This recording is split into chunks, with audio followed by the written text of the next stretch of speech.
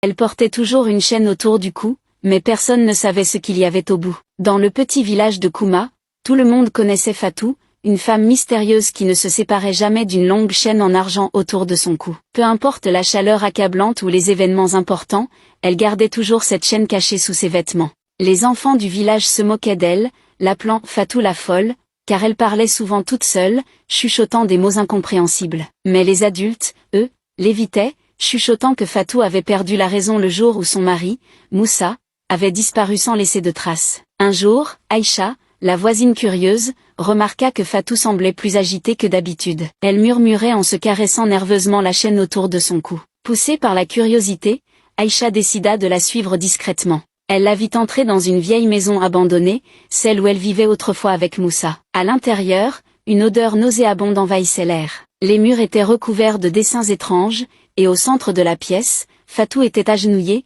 tenant fermement la chaîne entre ses mains tremblantes. Aïcha retint son souffle en voyant ce qui pendait au bout de la chaîne, une petite boîte en argent. Fatou l'ouvrit lentement, laissant échapper un murmure. « Moussa, tu es toujours là ?» Aïcha sentit un frisson glacial parcourir son dos. Pourquoi Fatou parlait-elle à cette boîte? Que contenait-elle réellement? À ce moment-là, Fatou leva les yeux. Son regard était vide, presque inhumain. Et dans un sourire inquiétant, elle chuchota. « Tu veux voir ce qu'il y a dedans ?»